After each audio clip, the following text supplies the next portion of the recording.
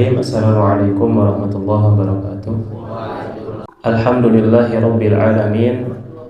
Wassalatu wassalamu ala rasulillahil karim Sayyidina Muhammadin wa ala alihi wa ashabihi ajma'in. Amma ba'd. Allahumma anfa'na bima 'allamtana wa 'allimna ma yanfa'una wa zidna ilman ya rabbal alamin. Allahumma hdina li ahsanil akhlaq la yahdi li ahsaniha illa anta. Wasrif anna sayyi'aha la yasrifu anna sayyi'aha illa anta. Allahumma inna na'udzubika min ilmin la yanfa' wa min qalbin la yakhsha wa min nafsin la tasba' wa min da'watin la yustajabu laha. Bapak Ibu rahimakumullah, alhamdulillah di sore hari ini atas izin Allah Subhanahu wa taala kita bisa kembali duduk bersimpuh di salah satu rumah Allah di Masjid At-Taubah ini, tidak lain dalam rangka bertolabul ilmi. Dan sebelumnya kita sudah mendengar dengan seksama tasmih juz 29 yang dibacakan oleh Ananda Zaki Arya.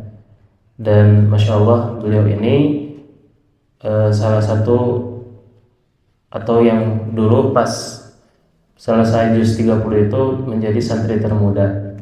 Dulu pas selesai juz 30 pas usia SD kelas 2 atau kelas 3 gitu. Masya Allah. Sekarang tadi tasmih juz 29 dan beliau juga menjadi santri termuda yang menyelesaikan hafalan juz 29 di usia SD kelas 5 di RNM ya. Masya Allah. Mudah-mudahan hafalannya selalu diberkahi dan bisa senantiasa dijaga ya. Saya tadi sempat Masya Allah gitu ketika beliau baca di surat surat Nuh di akhir ayat, Rabbighfirli wa liwalidayya wa liman dakhala baitiya mu'minan wa lil mu'minina wal mu'minat wa la tazidil zalimina illa tabara. Bayangkan lihat itu isinya tentang apa Bapak Ibu?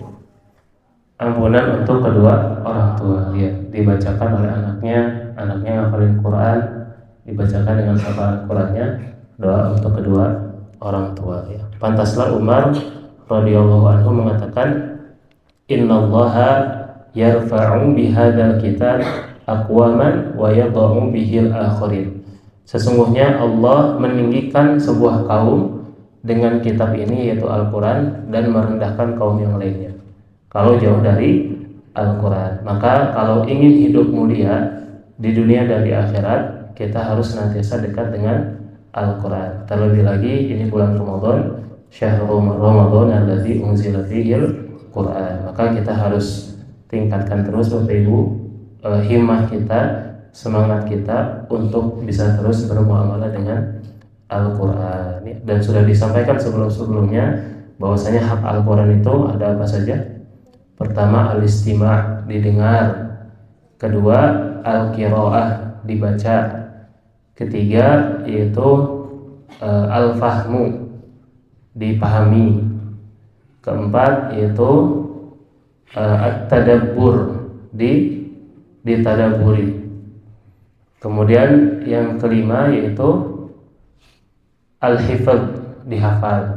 Nah, kita udah sampai di level yang mana untuk menunaikan hak daripada Al-Quran itu sendiri. Mudah-mudahan Allah Subhanahu wa taala golongkan kita sebagai golongan Ahlul Quran yang senantiasa dekat dengan Al-Quran, mengamalkan isinya dan senantiasa tilawah Al-Quran itu sendiri. Bapak Ibu rahimakumullah, kembali lagi pada pembahasan Manzumah Ahsanil Akhlaq yang mana merupakan buah karya dari Syekh Amir Bahjat Habibullah Ta'ala yang lahir di tahun 1404 Hijriah atau bertepatan 1984 Masehi. Semoga Allah melindungi beliau dan kitab yang kita baca ini semoga bermanfaat untuk beliau dan untuk kita semua. Terakhir kita sudah sampai pada bait nomor 15 ya. Bihimmatin ta'allamil mufida wa qali'il kutbat tanal masida. Tapi sebelum masuk ke bait ke-16, kita baca bersama-sama dulu dari bait pertama sampai bait ke-15. Berkata penulis Habibullah Ta'ala, silakan bareng-bareng. Alhamdulillahilladzi qad wahaba عباده المقربين الأدبا ثم الصلاة بالسلام تلتقي على نبينا عظيم الخلق وبعدها كأحسن الأخلاق يرضى بها صاحبها المراقي فأولا راعي مع الله الأدب بترك الإثم وبفعل ما وجب وحسن ظن وتوكل رجاء حب وتوحيد ومن خاف نجا وكل نبيه وعظم سنته قدم على كل الورى محبته وبر والديك ولتطعهما تفز وسل يا بني الرحما بجل كبيرا وارحم الصغيرا وساعد الضعيف والفقيرا وكن شجاعا صابرا كريما شاكرا وفتنا حليما وذا أنات وحياء والخلق وكن أمينا وتواضع واصدقي تحل بالعدل وبالإحسان والعفو والوفاء والإتقان صن اللسان واحفظ الجوارح أحب كل مسلم كن ناصحا تقبل النصح من الثقات وكن محافظا على الصلاة ووقتك اشغله بالانتفاع والمال فاحفظه عن الضياع بهمة تعلم المفيدا وطالع الخطبة تنال المزيدا. Alhamdulillah. Kita masuk ke bait nomor 16. Kata penulis hafizallahu taala wahtarimil kitab wal muallima atau wal muallima wa akrimi man namastata'tal ulama. Kata penulis hafizallahu taala wahtarimil kitab, hormatilah kitab, hormatilah kitab wal muallima dan guru wa akrim man namastata'tal ulama dan muliakanlah para ulama semampu yang kau bisa. Kita yang pertama mesti menghormati kitab para ulama. Mesti menghormati kitab para ulama ya. Karena itu buah karya yang bermanfaat untuk umat. Masya Allah Bapak Ibu, Allah itu mencatat athar ya, kebaikan-kebaikan daripada manusia, diantaranya buah karya yaitu kitab. Bayangkan Bapak Ibu, semisal kitab Riyadhus Shalihin itu sudah berapa tahun sampai saat ini masih kita baca, berkata Imam An-Nawawi rahimahullah ta'ala dan seterusnya. Maka kita harus berusaha untuk memberikan karya Bapak Ibu sebelum wafat kita, berikan jejak-jejak terbaik sebelum kita wafat, apapun itu. Karena yang dibawa meninggal itu amal yang sedang dilakukan, yang akan dilakukan, atau bekas-bekas amal yang nempel di orang lain. Bekas-bekas amal yang nempel di orang lain. Punten Bapak Ibu, misal Bapak Ibu beres sholat nih, beres sholat, kemudian sholat tahiyatul masjid atau sholat sholat sunnah ba'diyah gitu ya, sholat rawatib. Tadinya teman Bapak Ibu tuh mau langsung berangkat gitu, tapi karena lihat Bapak Ibu sholat, akhirnya ikut sholat. Nah itu teh amalan-amalan yang tidak terasa, tapi ternyata Allah berikan pahala atasnya gitu.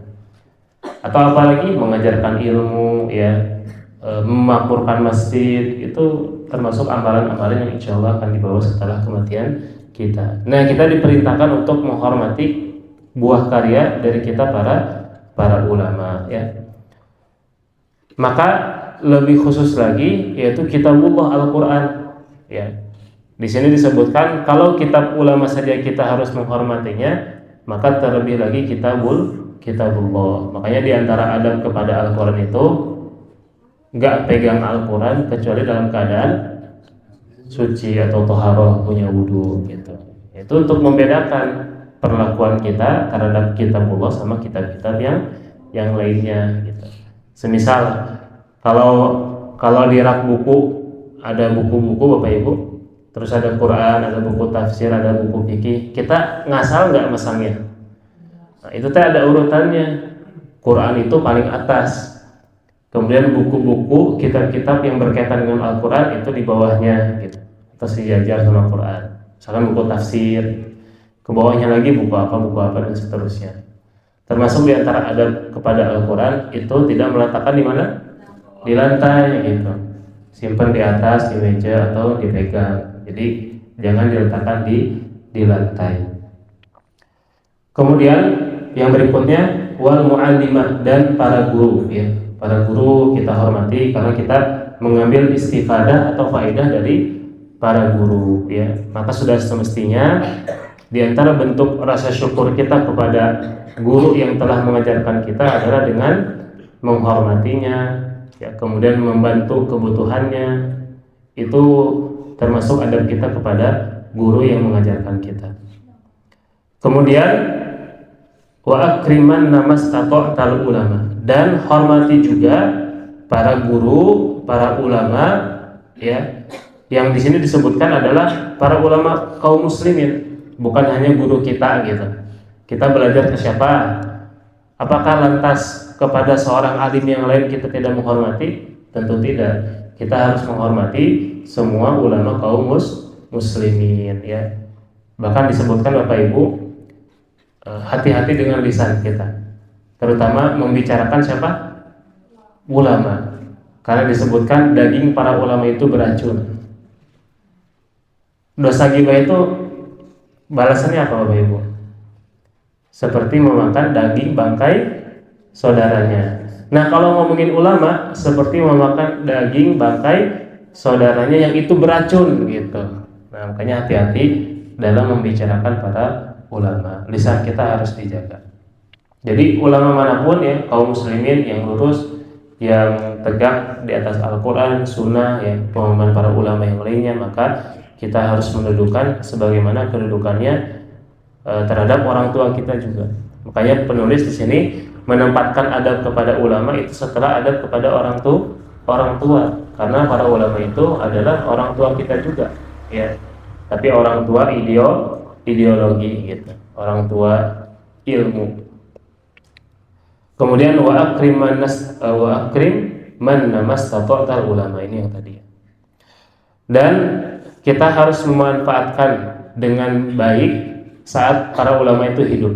Kenapa? Karena kata Nabi SAW, innallaha la yaqbidul ilma intiza'an yantazi'uhu minan nas. Bahwasanya Allah Subhanahu wa taala tidak mencabut ilmu dengan mencabutnya dari manusia. Sampai kapan? Sampai Allah mencabut ilmu dengan mewafatkan para ulama gitu.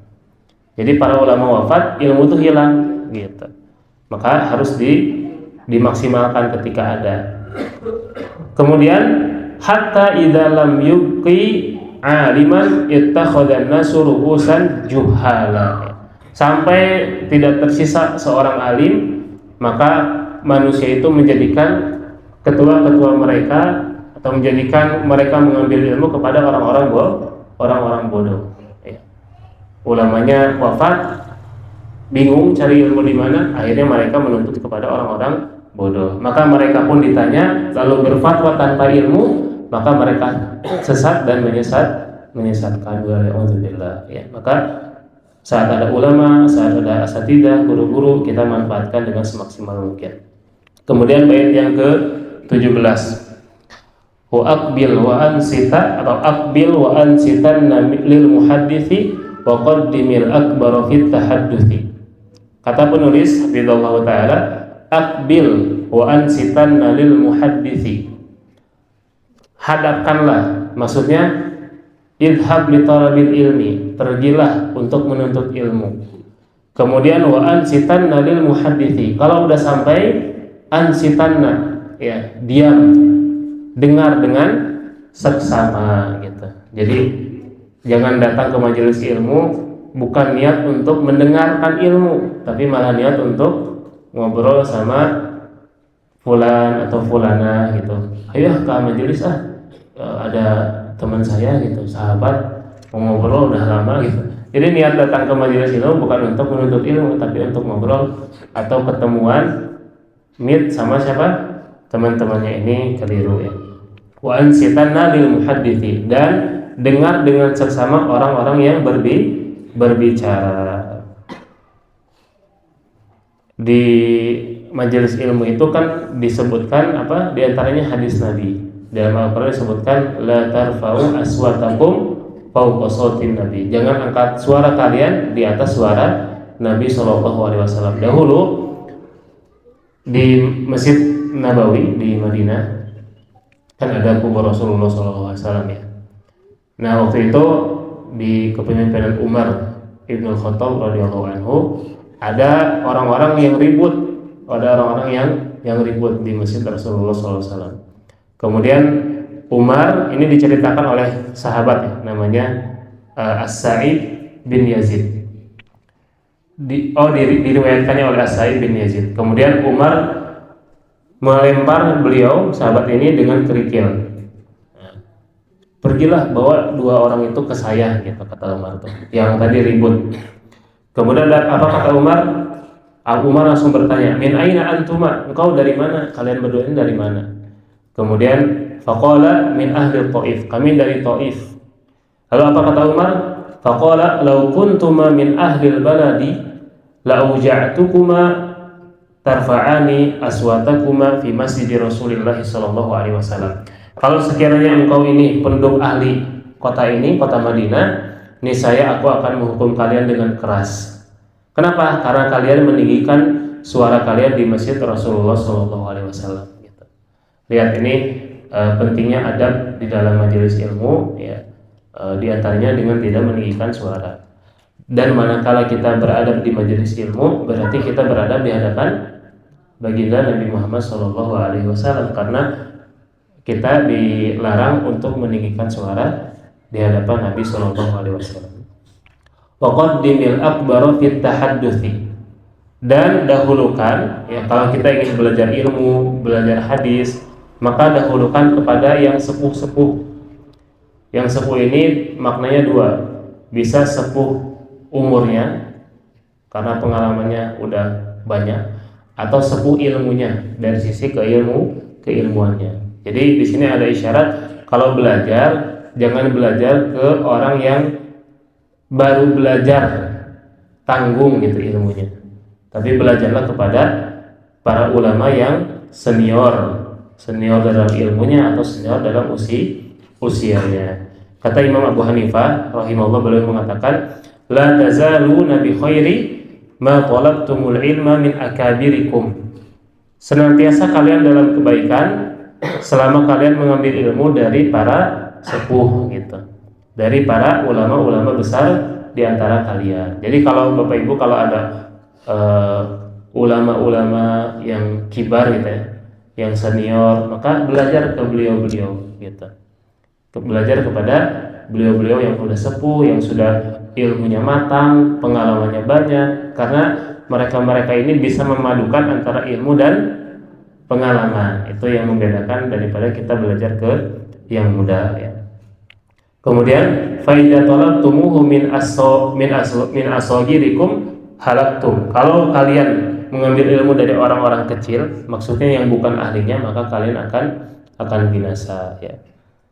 Jadi sesuatu itu dikembalikan kepada ahlinya. Nah, yang sekarang yang repot apa Bapak Ibu?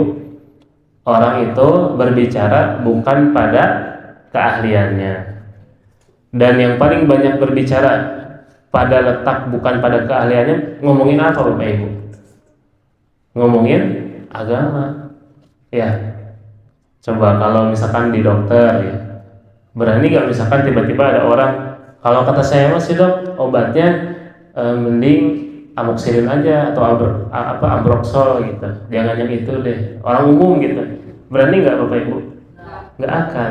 Tapi kalau urusan agama, semua orang ngomong gitu. Oh kalau kata saya sih harusnya gini, kata saya sih harusnya amalannya seperti ini gitu. Nah ini tidak meletakkan seseorang pada tempatnya. Kemudian bait ke-18, bil khairi fantiqan wa illa fasmuti wa qabla naqli khabarin tathabbati. Bil khairi fantiqan wa illa fasmuti, bicaralah yang baik, jika tidak maka diamlah. ini masya Allah akhlak nih bagus. Wa qabla naqli khabarin tathabbati. Sebelum engkau menyampaikan berita, tathabbat, telitilah terlebih dahulu. Bil khairi fantiqanna wa illa fasmuti. Katakanlah yang baik atau diam. Nabi SAW bersabda, man somata naja. Siapa yang diam dia akan selamat. Kemudian amsik alaika lisana. Jagalah lisanmu. Lalu dalam hadis yang lain, man kana yu'minu billahi wal yaumil akhir falyaqul khairan aw liyasmut. Barang siapa yang beriman pada hari kiamat atau beriman pada Allah dan hari akhir, hendaklah dia berkata yang baik atau diam ya. Jadi kalau sekiranya kita ngomong gak memberikan maslahat atau manfaat, malah timbul mudarat, mending dia gitu. Bahkan panduan dari para ulama, kalau terjadi zaman fitnah itu Bapak Ibu, lebih banyak diam. Lisan tuh jangan sering dilepasin lah dengan bebas gitu. Kenapa? Karena khawatir apa? Menimbulkan madorot yang lebih besar. Nanti kita akan jelaskan tentang tasabut bagian bait yang ini, yang setengahnya.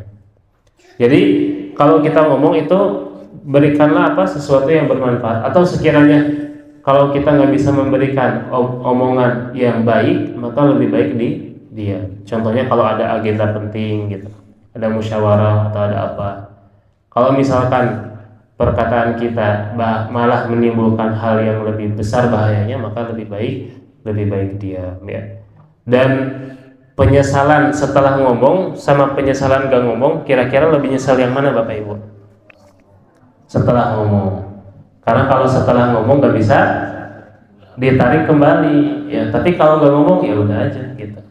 Misalkan nih, kalau nyesal, aduh kenapa ya kemarin teh malah ngomong gini, jadi gini gitu. Tapi kalau gak ngomong, aduh kemarin teh hanya kalian gak ngomong ini, ya udah aja gitu. Tapi kalau ngomong itu pasti, kalau keburukannya sudah terjadi. Jadi jadi apa? Sudah terjadilah keburukan itu dan nggak bisa ditarik kembali. Wa qabla naqli khabarin tathabbuti. Dan sebelum apa? Sebelum mengambil khobar itu berita, baik yang sahih ataupun yang tidak sahih, maka apa? Maka tathabbuti dulu, yaitu cross check Bapak Ibu. Nah ini kita di zaman ini ya Bapak Ibu, berita itu sudah berseliweran di mana-mana. Terutama ibu-ibu nih yang main hati-hati share gitu ya di grup WA, di grup misalkan di grup RT, punya berita apa di share gitu. Kafa bil mar'i kadziban, cukup dikatakan seseorang itu pendusta manakala ada berita langsung share gitu, nggak dicek dulu. Pas ditanya itu beritanya benar nggak, duka tuh dari memang ngiringan nge-share. Nah ini hati-hati Bapak Ibu, nggak boleh ya, harus di cross check terlebih dahulu. Apalagi berita-beritanya itu bisa membuat apa, orang ketakutan umpamanya gitu, atau mudorot misalkan. Sekarang banyak kan, misalkan Bapak Ibu ada berita di share ke orang terus orang jadi takut gitu. Punten, seperti di tahun 2024 kalau nggak salah, ada berita, ada postingan dukhon sebentar lagi terjadi gitu. Kan dukhon diantara ciri kiamat ya, asap itu kabur. Di share. Orang yang baca mungkin bisa jadi waktu itu, ini kayaknya mau kiamat nih, langsung takut dan sebagainya. Dan ya kita berhati-hati terhadap hari kiamat, maksudnya persiapan ya. Tapi kalau di share dan beritanya enggak sahih, buat apa di share? Malah membuat orang semakin takut dan bisa jadi semakin gaduh. Karena yang hati-hati itu apa Bapak Ibu? Yang kita khawatirkan itu adalah ketika kaum muslimin diadu domba oleh pihak ketiga. Di antaranya itu orang yang suka nge-share, yang satu nge-share ke A, yang A nge-share ke A itu di framing kalau yang B itu salah. Bisa lagi ke si B, kalau si A itu salah, akhirnya ribut A dan B, orang ketiga mah nontonnya gitu. Nah nggak boleh Mas. harus tasabbut dulu, harus di cross check terlebih dahulu kalau ada berita apa-apa teh, ini benar nggak ya. Jadi kaidahnya gini Bapak Ibu, ada dua. Yang pertama dalam Al-Quran dulu, ya ayyuhalladzina amanu in ja'akum fasiqun fatabayyanu. Wahai orang-orang beriman, kalau datang berita kepada kalian dari orang fasik, orang yang nggak dikenal kesolehannya, maka tabayyun terlebih dahulu, cross check gitu. Kaidahnya dua Bapak Ibu. Sikap seorang muslim mana yang harus disegerakan dan mana yang harus tidak disegerakan. Yang pertama, kalau sesuatu yang dikhawatirkan hilang keutamaannya dari maslahat atau manfaat atau keutamaan, maka segera dilakukan. Itu kaidah yang pertama. Kalau sesuatu yang dikhawatirkan hilang keutamaannya, maka disegerakan. Contohnya apa Bapak Ibu? Ibadah di bulan Ramadan gitu. Kan Ramadan itu ayyam ma'dudat, hari-hari yang terhitung gitu, bilangan yang telah ditentukan. Apakah kita hari pertama masuk Ramadan, insya Allah mau baca Al-Qurannya nantilah pas pekan kedua, Bismillah gitu.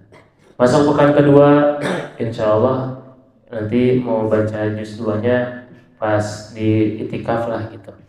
Terus saja diundur-undur sampai hilang keutamaannya. Mau sedekah gitu. Ada uangnya, tapi nanti aja deh besok gitu. Terus besoknya lagi bilang lagi nanti aja besok. Akhirnya hilang keutamaannya. Jadi kalau ada sesuatu dari amal soleh yang dikhawatirkan hilang keutamaannya, maka disegerakan. Makanya dalam Al-Quran bunyi ayatnya gimana? Wasari'u ila magfiratin min rabbikum wa jannatin 'arduha ka'ardis samawati wal ard. Ya. Wasari'u, bersegeralah dan seterusnya. Tapi kaidah yang kedua, kalau sesuatu yang dikhawatirkan akan muncul akibatnya, maka ini tidak disegerakan. Tahan dulu, cek dulu gitu, ya. Misalkan nih Bapak Ibu dapat berita ini, kalau saya share ada akibatnya enggak ya? Nah, kalau ternyata dikhawatirkan ada akibatnya, mending tahan dulu, nggak usah share-sharean dan seterusnya. Dipahami ya Bapak Ibu dua kaidah ini. Ini penting, prinsip dari Al-Quran untuk kehidupan. Kalau ada hal yang dikhawatirkan hilang keutamaannya, segerakan. Kalau ada hal yang dikhawatirkan muncul akibat, maka ditahan dulu, di cross check terlebih dahulu. Ya, seperti berita-berita apapun itu, kalau dikhawatirkan ada mudaratnya, maka ditahan dulu. Kemudian bait nomor 19. Waqaddiman sholatal istikharah idza hamamta thumma istisyarah. Bait ke-19, kata penulis hafizallahu taala, waqaddiman sholatal istikharah. Dahulukan apa? Salat istikharah. Kantos Bapak Ibu melaksanakan salat istikharah? Ta'ajan terang tata caranya umata, tata cara salat istikharah. Di sini disebutkan dahulukan salat istikharah. Ketika kita akan mengerjakan sesuatu dan dihadapkan dengan beberapa pilihan, maka dianjurkan apa? Salat istikharah. Salat istikharah itu gimana? Salat 2 rakaat dengan niat salat istikharah, dan setelahnya berdoa dengan doa istikharah sebagaimana yang diajarkan oleh Nabi Shallallahu Alaihi Wasallam. Tadi saya nanya tata caranya, sekarang saya nanya, ada yang hafal nggak doa istikharah? Doanya lumayan panjang. Allahumma inni astaghfiruka bi qudratika wa as'aluka min fadlikal azim fa innaka taqdiru wa la aqdiru wa ta'lamu wa la a'lamu wa anta 'allamul ghuyub. Allahumma in kunta ta'lam, sebutkan urusannya. Saya mau jodohnya yang A atau yang B ya gitu. Allahumma in kunta ta'lam anna hadzal amra khairun li fi dini wa ma'ashi wa akibati amri taqdirhu li wa yassirhu li summa barik li fi. Wa in kunta ta'lam, kalau engkau tahu wahai Allah, anna hadzal amra, bahwa perkara ini, sebutkan lagi perkaranya, jodohnya yang A atau yang B ya. Saya kayaknya mau pilih yang A deh gitu. Syarrun, buruk bagiku. Syarrun li, bagiku, fi dini bagi agamaku, wa masyiati amri fasrifhu anni wasrifni anhu waqdurli khairu haisahat waqdurli khairu haitsukan summa ahdini bi. Kalau engkau tahu ya Allah perkara ini buruk bagiku, maka takdirkan kepadaku yang baik, jauhkan dariku yang buruk dan jauhkan yang buruk dariku. Kemudian ridhoilah apa yang aku pilih gitu. Nah itu doanya Bapak Ibu ya. Kalau nggak hafal mah coba cek dulu di Google. Sholat istikharah, kemudian beres sholat baca doa yang tadi, Allahumma inni astaghfiruka dan seterusnya, kemudian sebutkan perkaranya. Bahkan disebutkan dalam sebuah riwayat dari Jabir bin Abdillah radhiyallahu anhu, beliau berkata, kana Rasulullah sallallahu alaihi wasallam yu'allimuna al-istikharah fil umuri kulliha kama yu'allimuna surah minal Qur'an. Kata Jabir bin Abdullah, dahulu Rasulullah SAW mengajarkan kami doa istikharah sebagaimana beliau mengajarkan kami ayat-ayat dari Al-Quran. Maknanya apa Bapak Ibu? Doa istikharah itu penting. Kenapa penting? Karena kita selalu mengaitkan urusan kita itu kepada Allah. Nyerahin urusan kita itu kepada Allah. Terutama dalam perkara-perkara yang penting. Kita istikharah dulu, ya Allah ini perkara ini baik gak ya buat saya. Kita sholat istikharah 2 rakaat, kemudian doa sebagaimana doa yang tadi saya bacakan. Gitu ya Bapak Ibu, nanti sholat istikharah, hafalkan doanya dan istikharah kepada Allah Subhanahu Wa Taala. Dalam apapun ya, dalam kerjaan, dalam rumah tangga, dalam jual beli dan seterusnya.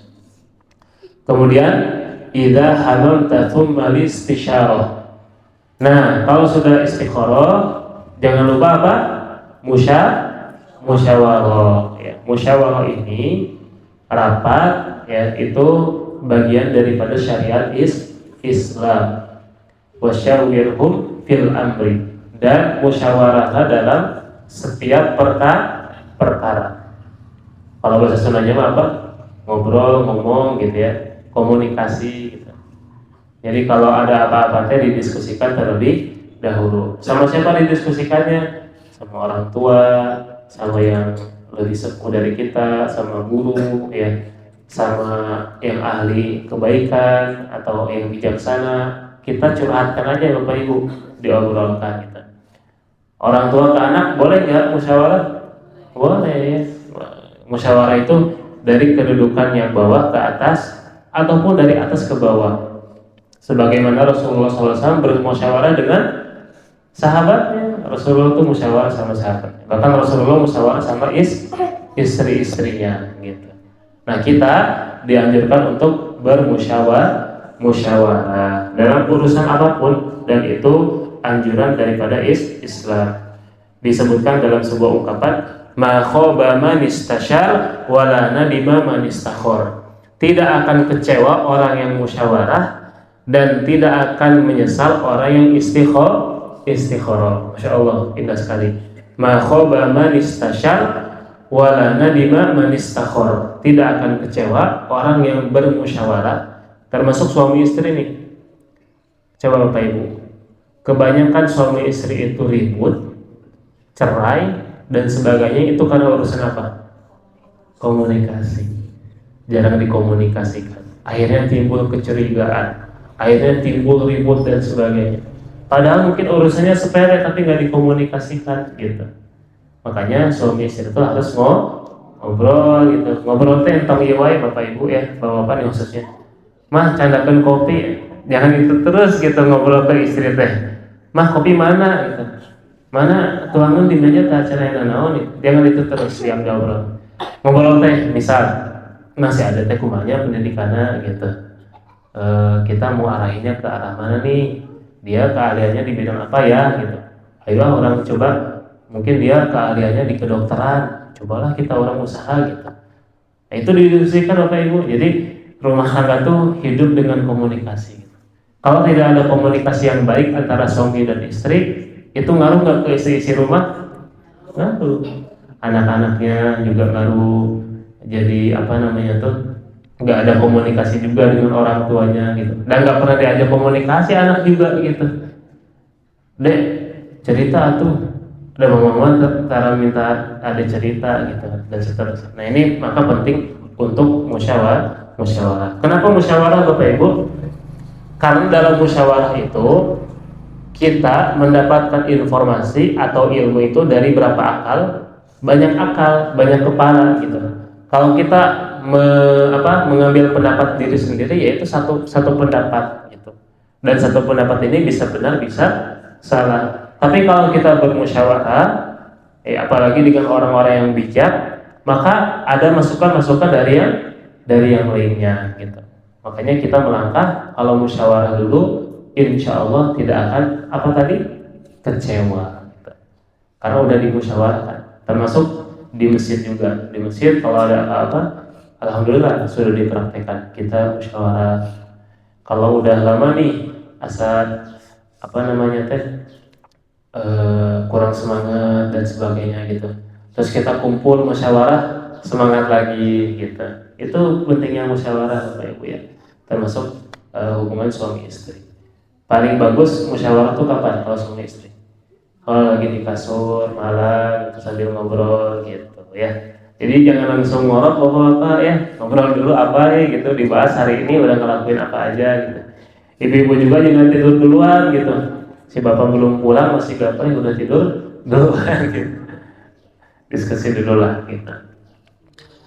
Kemudian Bapak Ibu, kita masuk ke bait yang berikutnya. Itu tentang musyawarah ya. Intinya musyawarah dan istikharah. Ya.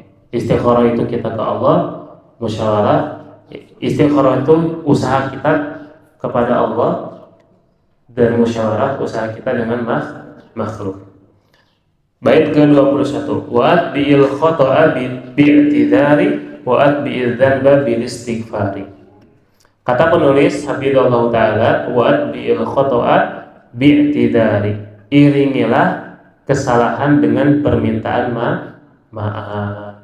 Semua kita itu Bapak Ibu sering berbuat kesalahan. Nah, kalau berbuat salah maka jangan gengsi untuk minta maaf. Dalam Al-Quran disebutkan wa'at bi'is sayyata hasanata tamkuha, dan iringilah keburukan dengan kebaikan, karena kebaikan itu bisa menghapus keburukan gitu. Ya. Di samping lain kita bersungguh-sungguh dengan sekuat tenaga agar tidak jatuh kepada kesalahan, karena kita lagi berusaha untuk memiliki akhlak yang mulia. Tapi di sisi lain, kalau terjatuh kepada kesalahan, kita menzalimi orang lain, maka jangan gengsi, jangan sombong dengan tidak minta maaf. Minta maaf lah, walau dari yang tua kepada yang muda. Ya. Tidak ada cacat, tidak ada aib seseorang itu minta maaf kepada orang lain, maka malah diperintahkan. Ya. Kalau nggak minta maaf, cuma minta maafnya ke Allah, Allah Maha Pengampun. Tapi ke manusia apakah dihapus begitu saja? Tidak, ya harus minta maaf, dan kita dengar permohonan maaf itu dari lisan orang yang kita zalimi ya. Dan Ramadan jadikan momen untuk saling memaafkan juga Bapak Ibu. Di sisi lain Islam memerintahkan minta maaf, di sisi lain Islam juga memerintahkan yang dizalimin untuk memaafkan. Tuh lihat ya, indahnya Islam tuh gitu. Jadi dua-duanya di mention, di spill bahasanya, di tag lah, ditandain gitu, supaya saling sadar gitu, yang satu diingetin, yang satu juga dikasih tahu gitu. Kemudian wa'at bi'idzanba bil istighfari, dan iringilah perbuatan dosa dengan apa? Dengan istighfar ya. Kalau tadi itu kaitannya sama makhluk, kalau ini berarti kaitannya sama Allah. Manakala kita berbuat dosa, maka bersegeralah minta ampun kepada Allah, dan Allah Maha Pengampun. Jangan dengerin bisikan setan, Pak, Bu. Kamu mah dosa istighfar lagi. Akhirnya nggak istighfar lagi, udah kebawa makanan setan gitu ya, kebawa omongan setan. Oh iya aja saya teh gini-gini terus, udahlah malu mau istighfar ke Allah teh gitu karena berbuat dosa we. Ini salah nggak Bapak Ibu? Salah. Karena dalam hadis disebutkan, dalam hadis qudsi, alima abdi anna lahu rabban yaghfiru dzanba wa ya'khudhu bih ghafartu li abdi. Hambaku tahu kalau Allah Rabbnya itu mengampuni, Maha Pengampun gitu. Kemudian dia meminta ampun kepadaku, maka aku pun apa? Mengampuninya gitu. Jadi husnudzan sama Allah, dan Allah itu Maha Pengampun. Ketika orang tenggelam dalam dosa, bagaimana ayatnya? Di surat apa tuh? Az-Zumar kalau tidak salah ya. Yang manusia itu datang kepada Allah dengan dosa, tapi Allah itu ampuninya sangat luas ya. Lupa ayatnya. Oh ya, qul ya ibadiyalladzina asrafu ala anfusihim la taqnatu mir rahmatillah. Wahai hamba-hambaku yang telah melampaui batas atas diri mereka, zalim terhadap dirinya sendiri, la taqnatu mir rahmatillah. Jangan putus asa terhadap rahmat Allah. Innallaha yaghfiru dzunuba jami'a. Maka sesungguhnya Allah itu mengampuni semua dosa-dosa. Ya, jadi berbuat dosa segera istighfar, tobat, dan bertekad untuk tidak diulangin dosa tersebut. Tapi kalau Allah tergelincir lagi, ya tobat lagi ke Allah. Tobat itu untuk siapa Bapak Ibu? Untuk kita semua. Kita tuh wajib bertobat ya. Nabi itu disebutkan dalam sebuah riwayat, tiap harinya itu istighfar berapa kali Bapak Ibu? 70 kali.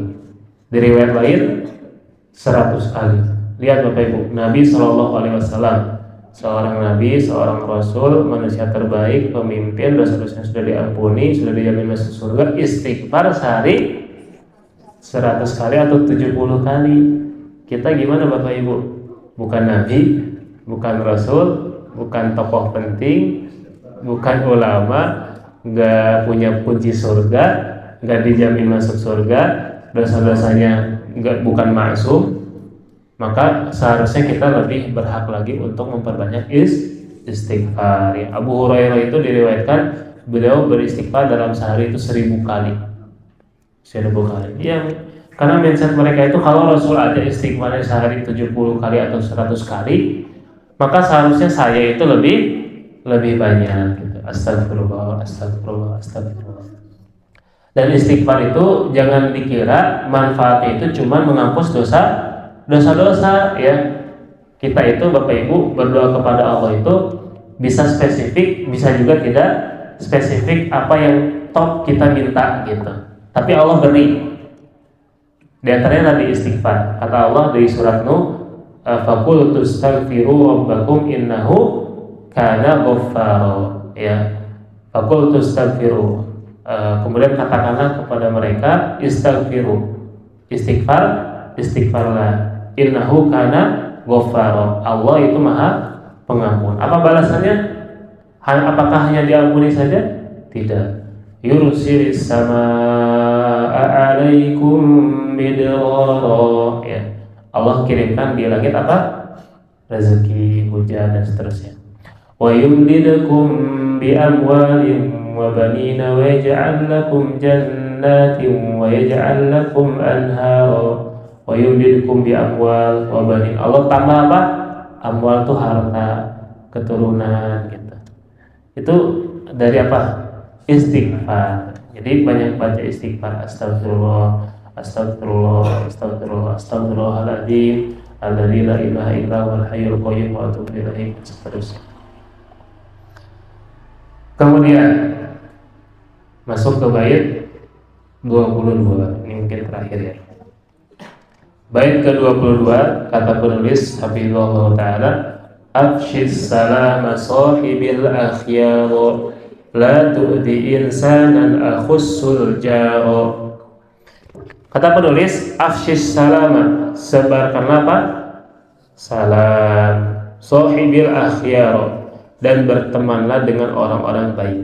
Sabarkanlah salam. Afshus salam ya.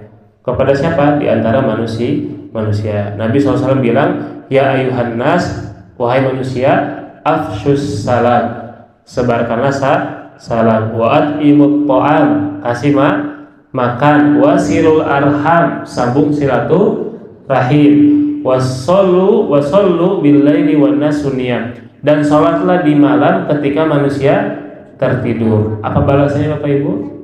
Diulang. 4 berarti tadi poinnya ya. Yang pertama apa tadi?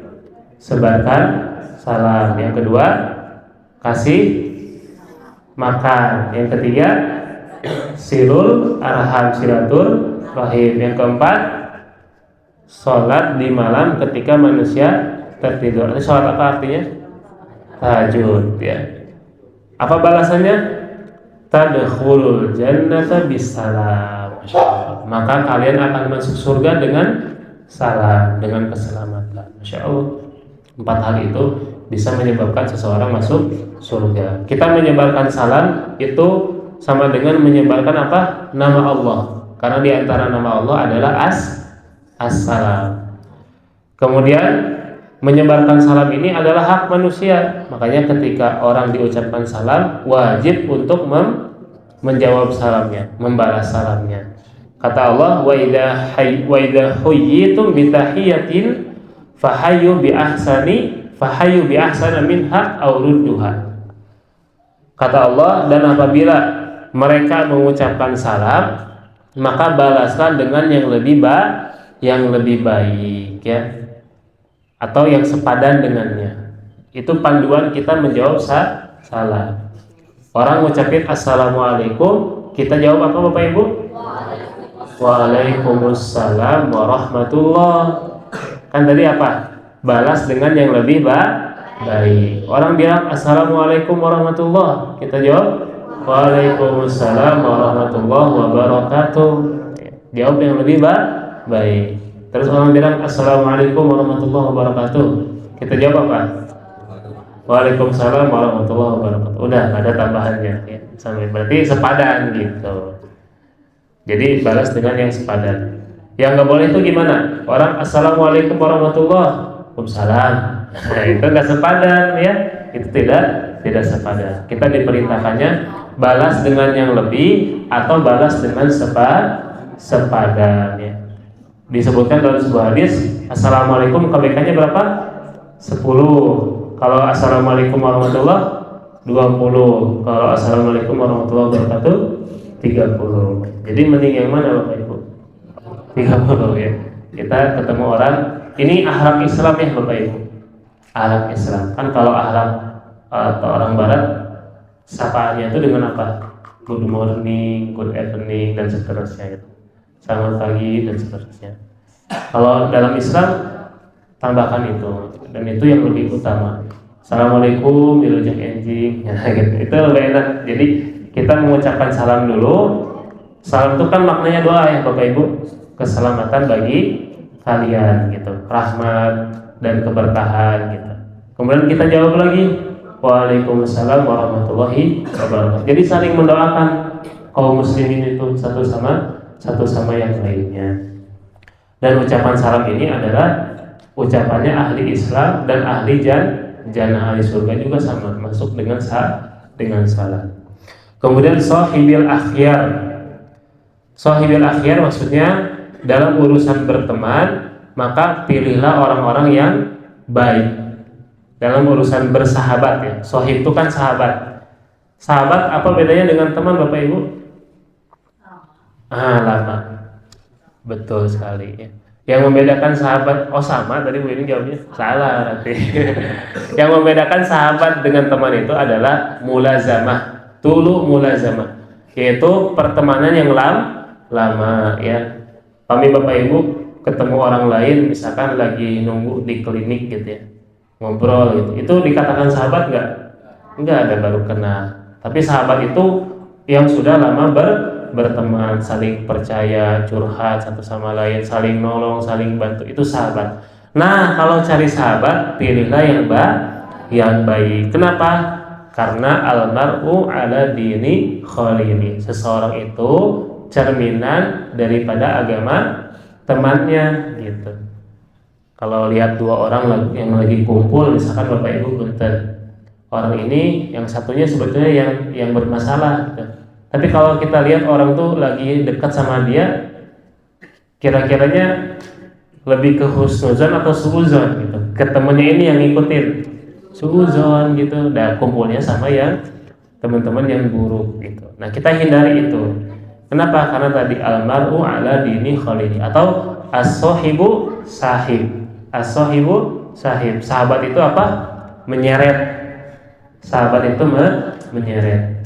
Orang sahabatan sama tukang parfum, dia keseret jadi wangi gitu. Orang sahabatan sama tukang pandai besi, dia keseret jadi ikut bau gitu. Kemudian apa? Manjalasa jalisan solomislahu. Orang yang duduk atau bergaul dengan seseorang, maka lambat laun dia akan jadi orang seperti orang tersebut gitu. Pokoknya dalam urusan berteman itu kemungkinannya dua, Bapak Ibu, mewarnai atau terwarnai. Maka kalau kita sekiranya setelah kita bertafakur, kita kalau temenan sama fulan kayaknya nggak bisa deh mewarnai, susah gitu. Lebih baik apa? Narik diri. Kecuali kalau bisa memberikan warna yang baik, yang positif, silakan berteman. Ya, berteman mah dengan siapa saja sebetulnya. Tapi dalam urusan sahabat itu pilihlah sahabat-sahabat terbaik gitu. Karena yang mempengaruhi banyak itu ya sahabat kita. Maka carilah sahabat yang ngingetin kita akan Allah Subhanahu wa taala, ngingetin ibadah. Kalau salah, sahabat yang apa? Negur gitu. Makanya bersyukur Bapak Ibu kalau punya teman belak-belakan gitu kalau ngoreksi teh. Kemana kamari teh sholat, kemana kamari teh ikutan belajar gitu. Itu bersyukur banget. Jarang punya sahabat atau teman yang ngingetin apa? Urusan ibadah, urusan agama, jarang sekali. Kebanyakannya ngingetin apa, Bapak Ibu? Terutama pemuda nih. Kamari kemana? Ente join gitu. Ente ngebaso dan seterusnya. Jarang kan ngingetin kepada ketaatan mah gitu. Kalau ngajak ngebaso mah banyak. Teman yang ngebaso itu banyak. Tapi teman yang mencari amal itu sedikit. Kemudian la tu'zi insanan akhusul jar. Ini yang terakhir Bapak Ibu. Jangan menyakiti manusia. Nah, muslim itu rahmah, punya sifat apa? Kasih sayang. Gak menyakiti seseorang tanpa hak gitu. Gak boleh Bapak Ibu. Menyakiti itu dengan apa saja Bapak Ibu? Lisan, Masya Allah, mumtaz bining 100. Atau dengan perbuatan gitu. Yang paling sakit biasanya dengan tangan atau dengan lisan? Oh, sepakat semuanya. Ijma para ulama ya. Ijma jamaah Masjid At-Taubah, yang paling sakit disakiti orang adalah dengan lisan. Sakitnya tuh di mana? Di sini gitu, Masya Allah ya. Karena kalau dengan pukulan itu paling sakitnya sehari 2 hari ya Bapak Ibu, sembuh gitu. Tapi kalau dengan lisan nyeret karena hati bisa seumur hidup bertahun-tahun, Masya Allah. Kayak berpengalaman Bu ini. Kayaknya berpengalaman. Lihat Bapak Ibu, ada kalimat penegasan akhusul jaro, lebih-lebih lagi tetangga. Yang paling banyak tersakit itu biasanya siapa Bapak Ibu? Orang-orang terdekat, mulai dari keluarga, tetangga. Itu yang paling banyak orang bisa berbuat zalim satu sama yang lain. Nah, yang dimaksud tetangga tuh siapa Bapak Ibu? Ini ada perbedaan definisi atau pandangan dari para ulama. Kalau dalam mazhab Syafi'i, yang dimaksud tetangga itu adalah 40 rumah dari arah mana saja, timur, barat, utara, selatan gitu. Jadi rumah, misalkan Bu ini di sini. Nah, rumah Bu ini 40 rumah tuh sampai mana? Nah, itu tetangga Bu ini. Harus dijaga tetangganya. Nggak boleh disakiti dan seterusnya. Itu definisi dalam ulama Syafi'iyah. Ada definisi yang lain, pokoknya yang dia berkumpul di masjid yang sama itu tetangga. Jadi bapak-bapak nih yang sholatnya di At-Taubah ini tetangga gitu. Itu definisi yang lain. Oke, itu definisi lah. Yang penting apa? Yang penting adalah kita harus menunaikan hak tetangga. Karena hak tetangga ini adalah besar. Sampai-sampai Nabi SAW bersabda, la yu'minu billahi wal yawmil akhir, siapa atau man kana yu'minu billahi wal yawmil akhir falyukrim jarah. Barang siapa yang beriman pada Allah dan hari akhir, lihat sampai disandingkan dengan iman. Siapa mereka? Atau hendaknya apa? Hendaknya falyukrim jarah, hendaknya menghormati tetangga gitu. Bahkan dalam hadis sampai Nabi itu bersumpah, Bapak Ibu, wallahi la yu'min, wallahi la yu'min, wallahi la yu'min. Nabi ulangin 3 kali. Demi Allah enggak beriman, demi Allah enggak beriman, demi Allah enggak beriman. Qila wa man ya Rasulullah, siapa sih yang dikatakan enggak beriman wahai Rasulullah? Qala alladzi la ya'manu jaruhu biwa'iqati atau biwa'iqahu. Tidak beriman siapa? Yaitu yang seorang tetangga yang tidak merasa aman atas keburukannya. Paham gak Bapak Ibu maksud di sini? Kalau ada tetangga yang gak merasa aman dari kita, bahaya Bapak Ibu. Kalau ada tetangga yang gak merasa aman dari kehadirannya kita di tempat tersebut, itu berarti tandanya bahaya buat kita. Berarti artinya apa? Tetangga itu gak suka sama kita gitu. Nah, berarti ini harus diperhatikan hak-hak tetangga. Punten misalkan Bapak Ibu, hal yang sering membuat tetangga terganggu itu apa sih? Contohnya apa? Nyetel dangdut suaranya sampai kedengar ke 10 rumah kiri kanan belakang depan. Ini bahaya Bapak Ibu ya. Mungkin yang nyetelnya mah jom-jom gitu, tapi ternyata di samping rumahnya ada yang sakit, di samping rumahnya ada yang sholat, di depan rumahnya ada yang lagi tilawah, di belakangnya ada yang lagi belum apalagi contoh lain yang mengganggu, omongan asar ya, telinga teh asar lebing, omongan teh kancing, coplok dan seterusnya gitu ya. Nah ini mengganggu tetangga, nggak boleh. Sebaliknya apa? Kata Nabi SAW, khairul ashabi indallahi ta'ala khairuhum li sahibihi. Sebaik-baik sahabat di sisi Allah adalah mereka yang paling baik kepada sahabatnya. Wa khairul jirani indallahi ta'ala khairuhum li jarihi. Dan sebaik-baik tetangga di sisi Allah adalah yang paling baik bagi tetangga yang lainnya gitu. Kemudian ditanya, terus apa tuh hak tetangga tuh atas kita? Disebutkan dalam hadis, atadruna ma haqqul jar? Engkau tahu enggak apa itu hak tetangga? Kemudian dilanjutkan dalam hadisnya, inista'ana bika a'antahu. Kalau mereka minta tolong kepadamu, kamu harus menolongnya. Itu hak tetangga. Wa in istaqrabaka aqrabtahu. Kalau mereka pinjam, kasih pinjam gitu. Kemudian wa in asabahu khairun hannatahu. Kalau mereka mendapatkan kebaikan, maka ucapkan selamat ya. Ucapkan apa? Selamat kepada mereka. Wa in asabathu musibatun azaitahu. Kalau mereka ditimpa musibah, maka kita harus membantunya. Intinya apa? Intinya adalah at-ta'awun ya, wa ta'awanu 'alal birri wat taqwa wa la ta'awanu 'alal ismi wal 'udwan. Saling tolong menolong dalam urusan kebaikan dan ketakwaan, dan jangan tolong menolong dalam urusan apa? Dosa dan maksiat gitu. Itu sesama apa? Sesama tetangga. Nah mungkin itu Bapak Ibu yang bisa disampaikan pada kesempatan di sore hari ini. Insya Allah di pekan berikutnya kita akan hatamkan materi Manzumah Ahsanil Akhlak ini atau bait-bait akhlak terbaik, dan kita berusaha terus untuk menjadikan akhlak kita itu baik ya. Termasuk yang pembicara di sini Bapak Ibu bukan berarti akhlaknya sudah sesuai dengan apa yang disampaikan. Kita hanya menyampaikan ilmu, dan kita di sisi lain apa? Berusaha. Kalau ada kurang-kurang, jangan salahkan apa? Ilmunya, tapi salahkan orangnya gitu. Jangan generalisir. Salahnya di situ, ya udah salahnya di situ. Jangan jadi semuanya. Karena manusia tuh seringnya gitu.